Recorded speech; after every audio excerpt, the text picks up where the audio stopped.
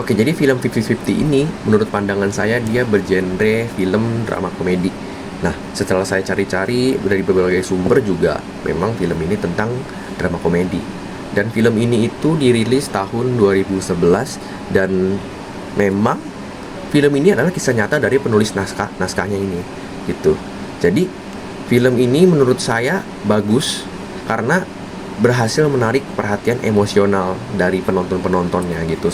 Dan saya sendiri bersama teman saya saat menonton film ini juga memang terbawa secara emosional, suasana gitu terbawa ya. Dalam film tersebut terdapat beberapa kelebihan yang menonjol. Yang pertama yaitu dari segi penampilan akting yang kuat. Joseph Gordon saat memberikan penampilan sangat meyakinkan sebagai Adam Lerner, mencerminkan berbagai emosi yang kompleks dengan autentisitas. Seth Rogen berhasil menyeimbangkan humor dan keseriusan, menambahkan dimensi pada karakternya sebagai sahabat Adam dan Kyle. Anna Kendrick sebagai terapis muda, Catherine, memberikan performa yang tulus dan emosional, menambah kedalaman pada dinamika cerita. Yang kedua yaitu yang menonjol adalah naskah yang otentik. Naskah yang ditulis oleh Will Reiser berdasarkan pengalaman sendiri dengan kanker. Naskah ini memberikan kedalaman dan kejujuran yang jarang ditemukan pada film-film yang bertema serupa. Dialognya juga terasa alami dan realistis, menggabungkan humor dengan momen-momen emosional secara mulus. Yang ketiga yaitu keseimbangan antara komedi dan drama. Dalam film tersebut dengan cerdik menggambarkan elemen komedi dan drama, membuat penonton bisa tertawa dan menangis dalam rentan waktu yang singkat. Film ini tuh tidak terlalu melodramatis, namun tetap menyentuh dengan cara yang tulus dan manusiawi. Terus juga dalam film tersebut menampilkan penyampaian pesan yang menyentuh, seperti pada film ini menyampaikan pesan tentang kekuatan, harapan, dan pentingnya dukungan sosial dengan cara yang tidak menggurui, serta mengajarkan pentingnya menghargai setiap momen dalam hidup dan menghadapi ketidakpastian dengan keberanian. Dalam film tersebut terdapat beberapa pelanggaran kode etik yang dimana terdapat pada sikap yang kurang profesionalitas, yaitu pada pasal 13 sikap profesional. Yang pertama yaitu psikolog atau ilmuwan psikologi dalam memberikan layanan psikologi baik yang bersifat perorangan, kelompok, lembaga, atau organisasi, institusi harus sesuai dengan keahlian dan kewenangan serta berkewajiban untuk mengutamakan dasar-dasar profesional, memberikan layanan kepada semua pihak yang membutuhkan, melindungi pemakai layanan psikologi dari akibat yang merugikan sebagai dampak layanan psikologi yang diterimanya, mengutamakan ketidakberpihakan dalam kepentingan pemakai layanan psikolog serta pihak-pihak yang terkait dalam pemberian pelayanan tersebut. Dalam hal pemakai layanan psikolog menghadapi kemungkinan akan terkena dampak negatif yang tidak dapat dihindari akibat pemberian layanan psikolog yang dilakukan oleh psikolog atau ilmuwan psikologi, maka pemakai layanan psikologi tersebut harus diberitahu. Terjadi pelanggaran kode etik, yaitu yang pertama kurangnya profesionalitas pada pasal 13 tadi.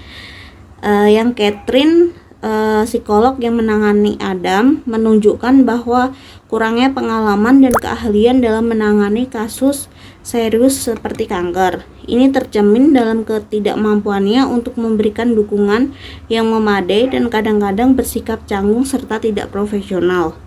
Sebagai seorang profesional, penting bagi psikolog untuk memiliki kompetensi dalam area praktik mereka. Terus yang kedua, terjadi dalam pasal 17, yaitu konflik kepentingan. Psikolog atau ilmuwan psikologi menghindar dari melakukan peran profesional apabila kepentingan pribadi, ilmiah, profesional, hukum, finansial, kepentingan atau hubungan lain diperkirakan akan merusak objektivitas, kompetensi, atau efektivitas mereka dalam menjalankan fungsi sebagai psikolog dan atau ilmuwan psikologi, atau berdampak buruk bagi pengguna layanan psikologi serta pihak-pihak yang terkait dengan pengguna layanan psikologi tersebut. Jadi dalam film tersebut terjadi pelanggaran kode etik pada pasal 13 dan pasal 17. Hal yang bisa kita pelajari dari film ini yaitu ketangguhan dan harapan. Film ini juga mengajarkan kita untuk bertahan dalam situasi sulit kita, seperti Adam yang menghadapi suatu penyakit yang mengancam nyawanya. Ini mengingatkan kita kalau kita tidak boleh menyerah dalam situasi apapun hidup kita. Adapun pentingnya dukungan sosial, seperti dukungan dari keluarga, teman-teman sekitar, sangat penting saat kita menghadapi masa-masa sulit. Seperti Kyle, selalu berada di sisi Adam, menunjukkan betapa pentingnya kehadiran orang-orang yang dicintai. Film ini juga mengajarkan kita untuk menerima ketidakpastian dalam hidup.